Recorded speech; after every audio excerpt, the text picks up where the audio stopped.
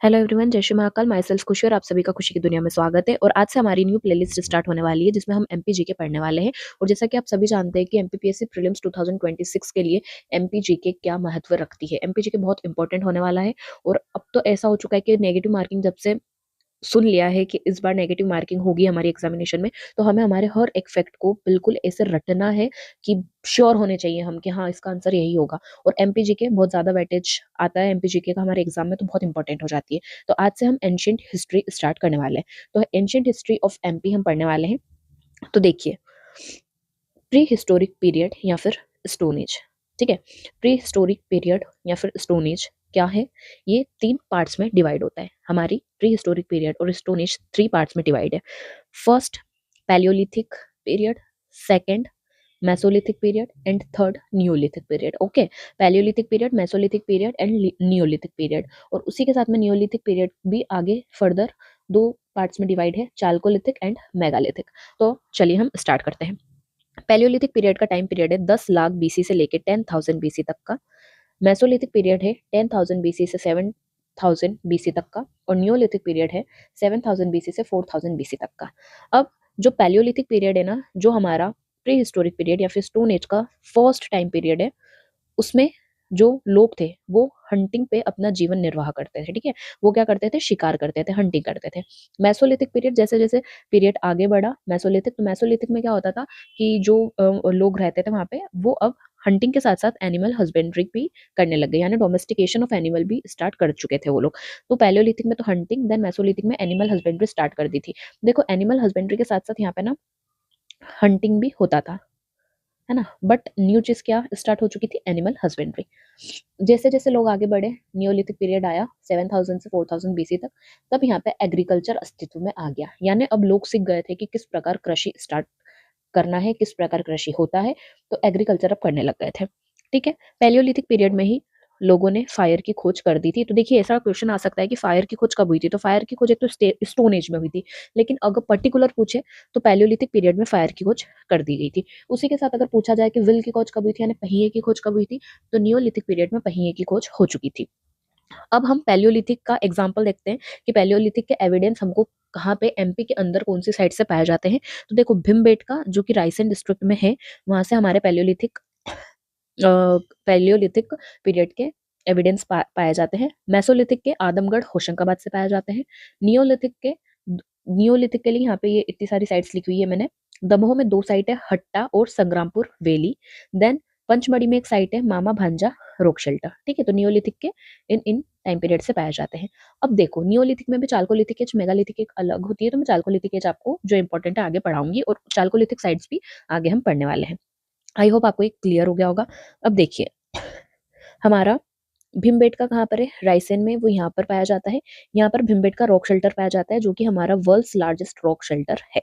उसी के साथ में हमने पढ़ा कि जो हमारा नियोलिथिक टाइम पीरियड की एक साइट है, मामा भांजा रॉक शेल्टर, वो हमारा होशंगाबाद में पाया जाता है। और यहाँ से हमको एग्रीकल्चर एविडेंस मिले थे। ठीक है, ये ध्यान रखना कि मामा भांजा जो रॉक शेल्टर है, वहां से हमको काई के एविडेंस मिले हैं, तो वहां से हमको एग्रीकल्चर के एविडेंस मिले हैं। उसी के साथ में आदमगढ़, जो कि हमारी एक मेसोलिथिक साइट है, जो कि होशंगाबाद में है, वहां से हमें एनिमल हस्बेंड्री के एविडेंस मिले हैं। अब यहाँ पे दमोह, जो कि एक नियोलिथिक साइट है, वहां पे हट्टा संग्रामपुर वैली पाई जाती है। ओके, यहाँ पे बैलन वैली है, जहाँ से भी हमको एग्रीकल्चर के एविडेंस मिले हैं। यहाँ पे देखिए, एक साइट और आती है सीहोर, जो भी हमारा प्री हिस्टोरिक पीरियड है, या फिर इसको हम पैलियोलिथिक साइट भी बोल सकते हैं। सीहोर के हथनोरा से ह्यूमन स्कल मिला, यानी मानव की खोपड़ी मिली है। ठीक है, ह्यूमन स्कल के एविडेंस मिले हैं। और जिस ह्यूमन का स्कल मिला है, उसको हम क्या बोलते हैं? उसको हम नर्मदा मैन बोला जाता है। उसको किस चीज की संज्ञा दी गई है? नर्मदा मैन की। ओके, अब देखिए, ये साइट्स जो इंपॉर्टेंट है, हम उनको डीप में पढ़ लेते हैं। फर्स्ट भीमबेटका। भीमबेटका कहाँ पर है? उसकी लोकेशन देखेंगे तो ओबेदुल्लागंज, रायसेन। ठीक है, लोकेशन क्या है? ओबेदुल्लागंज, रायसेन। अब अगर हम डिस्कवरी की बात करते हैं कि भीमबेटका की खोज किसने करी थी, तो भीमबेटका की खोज श्रीधर विष्णु वाकानकर जी ने करी थी 1957-58 में। ओके, भीमबेटका की खोज किसने करी थी? तो भीमबेटका की खोज श्रीधर विष्णु वाकानकर जी ने करी थी 1957-58 में। अब भीमबेटका से क्या चीज के एविडेंस, यानी साक्ष्य क्या क्या पाए गए हैं? तो वहां पे रॉक पेंटिंग्स पाई गई है पैलियोलिथिक पीरियड की। रॉक पेंटिंग्स कहाँ पाई गई है? देखो, हमें पता है कि भीमबेटका जो है वहां पे रॉक शेल्टर है, यानी केव से। ठीक है, केव से, बहुत सारे केव से, और ये वर्ल्ड्स लार्जेस्ट रॉक शेल्टर है। तो उन रॉक शेल्टर में रॉक पेंटिंग्स बनी हुई है। ओके, पैलियोलिथिक पीरियड की रॉक पेंटिंग्स बनी हुई है। इसके साथ में अगर हम इसका एक जरूरी फैक्ट देखें तो 2003 में भिमबेटका को यूनेस्को वर्ल्ड हेरिटेज साइट में इंक्लूड कर दिया गया था। अब आता है आदमगढ़। तो आदमगढ़ हमारा होशंगाबाद, जिसको हम नर्मदापुरम भी कहते हैं, यहाँ पर लोकेटेड है। इसको डिस्कवर 1964 में आरबी जोशी द्वारा किया गया। देखो, भिमबेटका 1957-58 में श्रीधर विष्णु वाकानकर जी ने करा था, और आदमगढ़ 1964 में आरबी जोशी ने करा। यहाँ से हमको एनिमल हस्बेंड्री के साक्ष्य या फिर डोमेस्टिकेशन ऑफ एनिमल के साक्ष्य जो है, एविडेंस जो है वो पाए जाते हैं।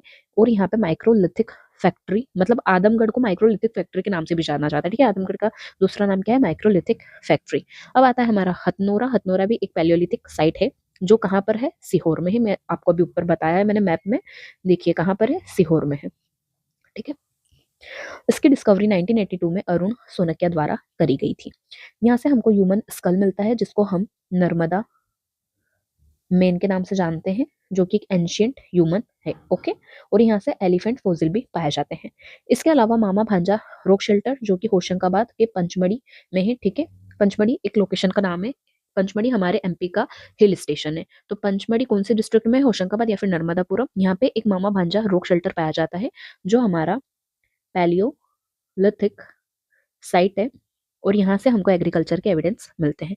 अगर हम दूसरी प्लेसेस देखें तो खलघाट, हट्टा, कसरावद, त्योथर, ये और पैलियोलिथिक साइट्स है जो कि इंपॉर्टेंट हो जाती है। और अगर हम इनकी प्रेजेंट लोकेशन देखें तो वो ये है, जैसे कि खलघाट कहाँ पर है?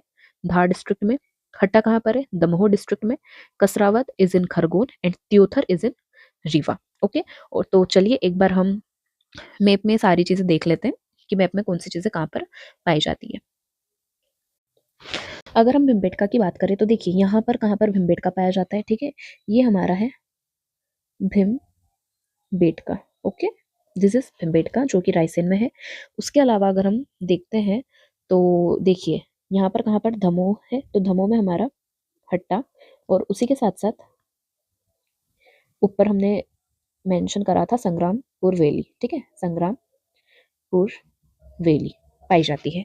इसी के साथ में अगर हम देखते हैं आदमगढ़, तो ये यहाँ होशंगाबाद में हमारा आदमगढ़, और उसी के साथ में मामा भांजा शैलाश्री पाया जाता है।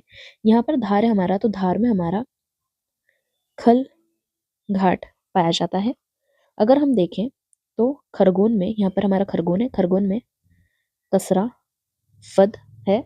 देन यहाँ रीवा में क्या है? रीवा में है त्योथर, दिस इज त्योथर। और क्या छूट रहा है? यहाँ पर सीहोर है, तो सीहोर में है हमारा हथनोरा।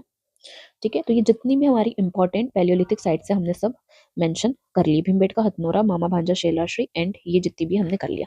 अब देखो एक और चीज यहाँ पे है, ये हमारा एमपी है। एमपी में जितना भी वेस्ट साइड में खोज हुआ है, यानी चंबल वैली के आसपास जो जो खोज करी है, वो विष्णुधर वाकानकर जी, श्रीधर विष्णु वाकानकर जी और एच वी त्रिवेदी ने करी है। सोन वैली, ईस्ट साइड में सोन वैली के आसपास जो भी खोज हुई है वो निसार अहमद और जी आर शर्मा ने करी है। और नर्मदा वैली के आसपास जितनी खोज हुई है वो आर बी जोशी और एस डी सांकलिया जी ने करी है। तो देखिए विष्णुधर वाकानकर ने चंबल वैली के आसपास खोज करी है, नर्मदा वैली के आसपास आर बी जोशी और एस डी सांकलिया ने करी है, सोन वैली में निसार अहमद और जी आर शर्मा ने करी है। तो विष्णु वाकानकर ने क्या क्या खोजा है? विष्णु वाकानकर भिमबेटका। ठीक है, वैसे देखिए देखा जाए ना तो भिमबेटका हमारी नर्मदा वैली के पास में प्लेस है, बट इन्होंने क्या करा है, देखो कुछ एक्सेप्शंस भी होते हैं। ठीक है, ऐसा नहीं कि सिर्फ इन दोनों ने ही नर्मदा वैली के आसपास करा है। ठीक है, चंबल वैली के आसपास इन्होंने मेजर साइट्स डिस्कवर करी है, बट कुछ साइट हो सकता है कि इन्होंने इधर उधर भी डिस्कवर करी हो। एच वी त्रिवेदी ने आवरा, जो कि कहाँ पर है? आवरा मंदसौर में। ठीक है, मंदसौर डिस्ट्रिक्ट में है हमारा आवरा। तो आवरा की खोज किसने करी है? एच वी त्रिवेदी जी ने। उसी के साथ में एस डी सोनकिया जी ने नवदा टोली की खोज करी है, जो कि कहाँ है? हमारा खरगोन में। तो ये भी चीज ध्यान रखिएगा।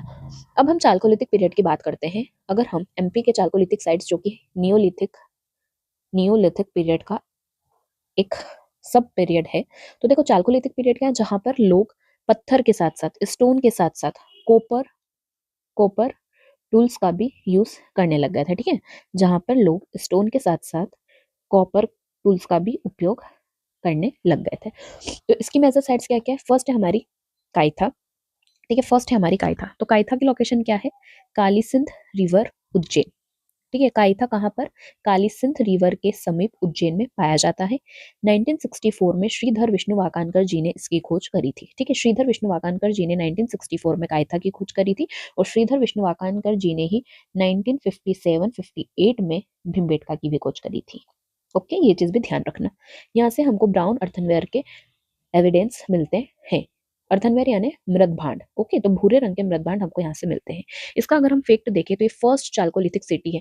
देखो यहाँ से ना डायरेक्ट क्वेश्चन आ सकता है। डायरेक्ट क्वेश्चन क्या आएगा यहाँ से कि फर्स्ट चाल्कोलिथिक साइट कौन सी है? तो फर्स्ट चाल्कोलिथिक सिटी कौन सी थी? काइथा। अब आता है नवदा टोली। तो नवदा टोली की लोकेशन है नर्मदा रिवर, महेश्वर, खरगोन। ठीक है, नवदा टोली हमारा महेश्वर में प्रेजेंट है और महेश्वर कौन से जिले में आता है? खरगोन जिले में आता है। और कौन सी नदी वहां से बहती है? नर्मदा नदी। ठीक है, तो नवदा टोली नर्मदा रिवर के समीप महेश्वर जिले खरगोन में आता है। इसकी डिस्कवरी 1952-59, सॉरी ये 53 है, गलत लिखा दिया है, तो 1952-53 में SD सांकलिया जी ने इसे खोजा था। यहाँ से भी हमको ब्राउन अर्थनवेयर यानी भूरे रंग के मृदभांड मिले हैं। अब आता है आवरा। आवरा हमारा शिवना नदी के पास मंदसौर जिले में स्थित है। इसकी डिस्कवरी HP त्रिवेदी जी ने करी थी। देखो मैंने आपको यहाँ पे बताया था, HP त्रिवेदी बताया था। ठीक है, तो HP त्रिवेदी जी ने इसकी खोज करी थी। ठीक है, अब आता है हमारा अदर लोकेशंस जैसे कि एरन, खेड़ीनामा, नागदा, बेसनगर। तो एरन कहाँ पर है? सागर में। खेड़ीनामा कहाँ पर है? होशंगाबाद में। नागदा है उज्जैन में और बेसनगर है विदिशा में। ठीक है, विदिशा का पुराना नाम बेसनगर है और एक दर्शान है, याद रखना। वैसे हम आगे ओल्ड नेम्स पढ़ेंगे। अब आता है प्रोटो हिस्टोरिक साइट। देखिए इससे पहले ना मैं आपको मैप बना के ये सारी चाल्कोलिथिक साइट्स एक मैप में बता देती हूँ कि ये कहाँ कहाँ पर है। देखिए हम अगर पहले काइथा की बात करते हैं तो काइथा हमारा उज्जैन में है। ठीक है, यहाँ पे कहाँ पर देखिए उज्जैन है, तो उज्जैन में हमारा काइथा साइड पाया जाता है। ठीक है, यहाँ पर कहाँ पर हमारा खरगोन है, तो खरगोन में क्या क्या पाया जाता है? खरगोन में नवदा टोली पाया जाता है। ठीक है, अब आता है हमारा एरन। तो एरन यहाँ पर पाया जाता है सागर में, ये हो गया हमारा एरन। यहाँ पे हमारा होशंगाबाद में पाया जाता है खेड़ी नामा। ओके, उसी के साथ में उज्जैन में काइथा के साथ में हमारा नागदा भी पाया जाता है, ये भी ध्यान रखिएगा। इसके अलावा क्या हो गया? नवदा टोली हो गया, काइथा हो गया, आवरा। आवरा मंदसौर में है। ठीक है, ये यहाँ पे हमारा मंदसौर, और मंदसौर में आवरा साइट पाई जाती है। एरन हो गया, खेड़ी नामा हो गया, नागदा हो गया, बेसनगर विदिशा में पाया जाता है। तो हमारा विदिशा यहाँ पर है, तो यहाँ पर हमारा बेस नगर पाया जाता है। ठीक है, तो मैप देखो, मैपिंग MP का मैपिंग करना और मैपिंग सीखना बहुत जरूरी है। अगर आपको मैप बनाना नहीं आता, अगर आपने अभी तक मैपिंग नहीं सीखी है तो प्लीज सीख जाइए, ये बहुत इंपॉर्टेंट है। ठीक है, तो मैं भी अभी खैर इतना अच्छा मैप नहीं बनाती हूँ, बट हाँ ऐसा बना लेती हूँ कि एग्जाम के लिए चलेगा। अब हम प्रोटो हिस्टोरिक पीरियड की बात करते हैं। अभी हमने स्टोन एज की बात कर ली है। ठीक है, अभी हमने प्री हिस्टोरिक पीरियड और स्टोन एज की बात करी है, जहाँ के हमको लिखित साक्ष्य नहीं मिलते हैं। ठीक है, इसमें क्या होता है? इसमें रिटर्न एविडेंस नहीं मिलते हैं। ओके, तो प्रोटो हिस्टोरिक पीरियड में रिटर्न एविडेंस तो मिले हैं, बट अभी तक हमने उन्हें डेसिफर नहीं करा, यानी अभी तक हम उन्हें पढ़ नहीं सके हैं। तो इसमें इंडस वैली सिविलाइजेशन इंक्लूड है। ठीक है, तो इंडस वैली सिविलाइजेशन में रिटर्न एविडेंस तो हमें जरूर मिले, लेकिन अभी तक हम उन्हें पढ़ नहीं पाए हैं, ये चीज ध्यान रखिएगा। ओके, अब एक आता है वैदिक सिविलाइजेशन, इंडस वैली सिविलाइजेशन। तो इंडस वैली सिविलाइजेशन के हमारे MP में कोई साक्ष्य नहीं पाए जाते, कोई एविडेंस नहीं पाए जाते, यानी इंडस वैली सिविलाइजेशन हमारे MP में उस टाइम पर थी ही नहीं इसलिए। बट वैदिक सिविलाइजेशन हमारे MP के लिए जरूरी है। वैदिक सिविलाइजेशन हमारे MP में थी, तो हम MP के बारे में पढ़ेंगे। देखो यहाँ पे इंपॉर्टेंट क्या है?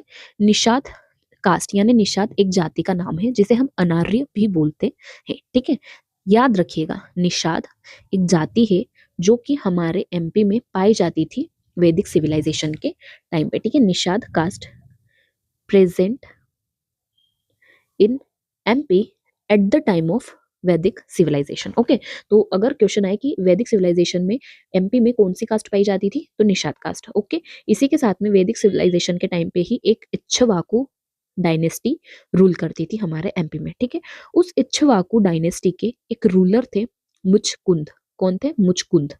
ठीक है, उन मुचकुंद ने मानधाता नाम से एक सिटी का एस्टेब्लिशमेंट करा था, जिसको हम प्रेजेंट डे ओमकारेश्वर बोलते हैं। बहुत ध्यान से पढ़िएगा। इक्ष्वाकु डायनेस्टी के एक राजा थे मुचकुंद, जिन्होंने मानधाता नाम से एक सिटी स्टेब्लिश करी थी, जो प्रेजेंट नेम है उसका ओमकारेश्वर। ऐसे ही एक हेहई वंश भी था। उस हेहई वंश के राजा माहिष्मत ने माहिष्मती नाम की एक सिटी को स्टेब्लिश करा था, जो प्रेजेंट डे जिसका नाम है महेश्वर। ठीक है, तो ये चीज ध्यान रखना कि मुचकुंद ने मानधाता स्टेब्लिश करा था और माहिष्मत ने माहिष्मत स्टेब्लिश करा था। ठीक है, इसी के साथ हेहे डायनेस्टी के ही एक और राजा थे अवंती, जिन्होंने अवंती जो कि प्रेजेंट डे उज्जैन से जाना जाता है, इसका एस्टेब्लिशमेंट करा था। ये तीनों पॉइंट ना इम्पोर्टेंट है, यहाँ से क्वेश्चन आ सकते हैं, आएंगे, आ सकते हैं कि मानधाता किसने एस्टेब्लिश करा था, तो मुचकुंद ने, माहिष्मती तो माहिष्मत ने, और अवंती अवंती ने। उसी के साथ साथ अवंती अवंती ने तो करा था, बट ये कौन सी डायनेस्टी से बिलोंग करता था, हेहई माहिष्मत, हेहई एंड मुचकुंद इक्ष्वाकु। ठीक है, अब देखिए वैदिक सिविलाइजेशन में ही आप सभी को पता है कि बहुत सारे वेद, ब्राह्मण, अर्यंकर और बहुत सारे हमने जो हमारे टेक्स्ट है, ओल्ड टेक्स्ट है, वो लिखे गए थे। तो जो ब्राह्मण और लिखी गई थी ना, उसमें ही एक शटपथ ब्राह्मण भी है। उस शटपथ ब्राह्मण में नर्मदा नदी का नाम रीवा लिखा गया है। ठीक है, नर्मदा तो अभी प्रेजेंट नेम है, बट उस टाइम पे वैदिक सिविलाइजेशन में उसे रीवा नाम से जाना जाता था। ये हमारी शटपथ ब्राह्मण में मिलता है। उसी के साथ में चंबल नदी को वैदिक सिविलाइजेशन के टाइम पे चमरावती के नाम से जाना जाता था, और केन को शुक्तिमती के नाम से जाना जाता था। ये हो गया। अब आता है हमारा माइथोलॉजिकल पीरियड। ठीक है, माइथोलॉजिकल पीरियड यानी पौराणिक समय हमारा, वो दो पार्ट में हम पढ़ेंगे, रामायण एंड महाभारत। तो रामायण से रिलेटेड फैक्ट्स एमपी के संदर्भ में क्या क्या है, महाभारत से रिलेटेड फैक्ट एमपी के संदर्भ में क्या है, वो देख लेते हैं। तो देखिए रामायण के संदर्भ में देखते हैं, तो जहाँ पे सीता जी का हरण करा गया था, जहाँ पे रावण ने सीता का हरण करा था, वो जंगल का नाम क्या था, दंडकरण्या फॉरेस्ट। ठीक है, और दंडकरण्या फॉरेस्ट हमारे एमपी में भी है। तो दंडकरण्य फॉरेस्ट से सीता हरण हुआ था, इसलिए ये चीज ध्यान रखना। तमसा रिवर के किनारे वाल्मीकि आश्रम स्थित है। शबरी जिसने श्री राम जी को बोर खिलाए थे, वो कोल ट्राइब की बिलोंग करती है, और कोल ट्राइब हमारे विंध्यन रीजन में है। तो विंध्यन रीजन की कोल ट्राइब की शबरी थी, जो कि रामायण पीरियड की एक लेडी है। अब चित्रकूट में क्या क्या चीजें हैं, चित्रकूट हमारा सतना में है। चित्रकूट में भरत मिलाप टेम्पल, हनुमान धारा, सीताकुंड और रामघाट स्थित है। वंस अगेन चित्रकूट में भरत मिलाप टेम्पल, हनुमान धारा, सीताकुंड एंड रामघाट स्थित है। उसी के साथ साथ राम वन गमन पथ अमरकंटक से चित्रकूट तक बनाया गया है। ठीक है, देखो अमरकंटक ना, यहाँ पर अमरकंटक है, और ये सतना के किनारे क्या है, चित्रकूट। तो ये यहाँ से यहाँ तक का ना एक राम वन गमन पथ हमारी सरकार ने बनाया है। ठीक है, अब हम बात करते हैं महाभारत की। तो महाभारत में देखो पांडव थे और कौरव थे। तो पांडव से रिलेटेड प्लेस और कौरव से रिलेटेड प्लेस हम पढ़ने वाले हैं। तो देखो पांडव, महाभारत के युद्ध में पांडव का जिसने साथ दिया था, वो कौन कौन थे, वो कौन कौन सी डायनेस्टीज थी, दर्शन यानी दर्शान, जिसको प्रेजेंट डे विदिशा बोला जाता है, Karusha present day Baghelkhand, Vatsa present day Gwalior, and Chedi present day Chhatarpur. तो इन लोगों ने पांडवों का साथ दिया था, और कौरवों का साथ किसने दिया था, माहिष्मती, अवंती, विदर्भ, निषाद कास्ट ने। ठीक है, अब ये क्या क्या है देख लेते हैं हम। हमको पता है माहिष्मती हमारा महेश्वर, अवंती उज्जैन। ठीक है, ये चीज आई होप आपको पता भी होगी। अब आता है places related to Pandava exile. देखो पांडवों ने जब वनवास लिया, तो पांडव कौन कौन सी प्लेस पे रुके थे, भीमबेटका में रुके थे, पांडव वाटरफॉल में रुके थे। पांडव वाटरफॉल कहाँ पर है, पन्ना में है। ठीक है, पांडव वाटरफॉल कहाँ पर है, पन्ना में है। भीमबेटका कहाँ पर है, रायसेन में है। कुतवार या फिर कुंतलपुर, कुतवार और कुंतलपुर हमारा एंशियंट नेम है मुरैना का। ठीक है, पांडव केव कहाँ पर है, पंच मड़ी में है। एंड विराट नगरी किसको कहा जाता था, शहडोल को कहा जाता था। तो ये चीजें ध्यान रखना। अब आ जाता है महाजनपद पीरियड। तो देखिए वैदिक सिविलाइजेशन भी पढ़ लिया हमने, अब महाजनपद पीरियड पढ़ेंगे। तो महाजनपद पीरियड में दो हमें जनपद पढ़ने, महाजनपद पढ़ने हैं, अवंती और चेडी। देखो ऐसे तो 16 महाजनपद थे पूरे हमारे इंडिया में जो फैले हुए थे, 16 महाजनपद थे। इंडिया में नहीं, एक्चुअली पैन इंडिया में, मतलब उस टाइम का इंडिया हो गया, नेपाल हो गया, बांग्लादेश हो गया, पाकिस्तान, अफगानिस्तान, मतलब ओवरऑल अगर देखा जाए तो 16 महाजनपद फैले हुए थे। तो उनमें से दो महाजनपद की जो कैपिटल थी वो हमारे एमपी में थी। पहला हो गया अवंती, दूसरा हो गया चेडी। अवंती दो पार्ट में डिवाइड था, नदन अवंती एंड सदन अवंती। नदन अवंती की राजधानी थी उज्जैनी, सदन अवंती की राजधानी थी माहिष्मति और चेडी की राजधानी थी शुक्तिमती। 6th सेंचुरी बीसी के टाइम पे महाजनपद पीरियड का क्या हुआ था, मतलब महाजनपद पीरियड अस्तित्व में 6th सेंचुरी बीसी में आया। अब महाजनपद का जैसे 16 महाजनपद थे, तो ये हमको कैसे पता चला कि 16 महाजनपद थे? इसका सोर्स क्या है? दो सोर्स है, एक तो बुद्ध टेक्स्ट और एक जैन टेक्स्ट। तो बुद्ध टेक्स्ट अंगुत्तर निकाय में 16 महाजनपद का मेंशन है और भगवती सूत्र जैन टेक्स्ट के अंदर 16 महाजनपद का मेंशन है। अवंती महाजनपद पढ़ लेते हैं। तो अवंती महाजनपद दो पार्ट में डिवाइड है, नदन अवंती, सदन अवंती। नदन अवंती की कैपिटल उज्जैनी है, सदन अवंती की कैपिटल महिष्मति है। अवंती महाजनपद चंबल और नर्मदा नदी के बीच में मिलता है। ठीक है, इसका अगर हम एक्सपांशन देखें तो चंबल एंड नर्मदा नदी के बीच में है। चंड प्रद्योत अवंती महाजनपद के एक बहुत ही पावरफुल राजा थे जो कि बुद्ध के कंटेम्पररी थे, यानी समकालीन थे। नंदीवर्धन अवंती महाजनपद के लास्ट रूलर थे और स्कंद पुराण में ये लिखा गया है कि अवंती उस टाइम पे फेमस था as a centre of commerce, science and literature. ठीक है, यानी वाणिज्यिक, विज्ञान और साहित्य का एक फेमस केंद्र था हमारा अवंती महाजनपद उस टाइम पे। ओके, अब मेजर जनपद अंडर अवंती, कौन कौन से जनपद ऐसे आ जाते हैं अवंती के अंदर? फर्स्ट आता है वत्स, जिसको हम प्रेजेंट डे ग्वालियर रीजन को वत्स बोलते हैं। Anup present day Nimar region को हम उस टाइम पे अनूप बोलते थे। और नलपुर किसको बोला जाता था? तो नलपुर बोला जाता था वर्तमान शिवपुरी रीजन को। ठीक है, शिवपुरी रीजन को। अगर अब हम देखें चेडी महाजनपद, तो Chedi Mahajanapada between Yamuna river and Vindhyachal mountain. ठीक है, यमुना रिवर और विंध्याचल माउंटेन के बीच में चेडी महाजनपद केन नदी के समीप सिचुएटेड था। इसकी कैपिटल शुक्तिमती है, केन रिवर के पास में। अब देखिए, चेडी महाजनपद और अवंती महाजनपद के बीच में बेतवा नदी बाउंड्री बनाती है। ठीक है, और बेतवा का पुराना नाम क्या है? वैत्रवती। ओके, और अगर हम देखें कि हमारा जो प्रेजेंट बुंदेलखंड रीजन है, उस टाइम पे चेडी महाजनपद कहाँ पर सिचुएटेड था? हमारे प्रेजेंट बुंदेलखंड रीजन में। इसके मेजर जनपद जो चेडी महाजनपद के अंदर आते थे, फर्स्ट हो गया दर्शान, सेकंड टुंडीगढ़ एंड थर्ड एरन। ठीक है, दर्शान प्रेजेंट डे विदिशा वाला रीजन, टुंडीगढ़ प्रेजेंट डे दमोह वाला रीजन एंड एरन सागर वाला रीजन। ओके, अब देखो मैप के थ्रू हम समझ लेते हैं। मैप बनाती हूँ मैं। मैप देखिए, आप सब भी मैप बनाना जल्द से जल्द सीख जाइए। ठीक है, मैप बहुत इंपॉर्टेंट है। देखो ठीक से तो मैप नहीं बनाया, बट हाँ काम चल जाएगा। ठीक है, तो अब हमने क्या पढ़ा? हमारा अवंती महाजनपद किस किस के बीच में है? चंबल और नर्मदा नदी के बीच में है। ठीक है, चंबल और नर्मदा नदी के बीच में। तो चंबल नदी हमारी कुछ इस प्रकार से बहती है और नर्मदा नदी हमारी कुछ इस प्रकार से बहती है। ठीक है, तो यानी ये वाला जो रीजन है ना, मतलब मैं मेजर रीजन बता रही हूँ आपको। ये वाला रीजन, ये वाला रीजन, ये वाला रीजन हमारा अवंती महाजनपद का है, क्योंकि हमने देखा है कि ये है हमारा अवंती महाजनपद, ये है हमारी चंबल रिवर एंड ये है हमारी नर्मदा रिवर। ओके, तो ये मेजर रीजन हमारा किसका है? हमारा अवंती महाजनपद का। उसी में अगर हम देखें तो हमारी केन नदी कुछ इस तरह से बहती है। ओके, और यमुना नदी हमारी ऊपर से ऐसे आती है और इस तरह से, सॉरी, इस तरह से बहती है। तो अगर हम देखें तो ये वाला जो रीजन है ना हमारा, दिस वन, ये है हमारा चेदी महाजनपद वाला रीजन। ठीक है, थोड़ा ज्यादा बन गया ये, वापस से बना देती हूँ। इस इस प्रकार ये जो प्रेजेंट है बुंदेलखंड वाला रीजन और ये वाला रीजन है ना, ये है हमारा चेदी महाजनपद का रीजन। तो आई होप आपको इतना क्लियर हो गया होगा। तो अगर आपको ये वीडियो अच्छी लगे तो प्लीज इस वीडियो को लाइक करें, शेयर करें और मेरे चैनल को सब्सक्राइब करें। Thank you.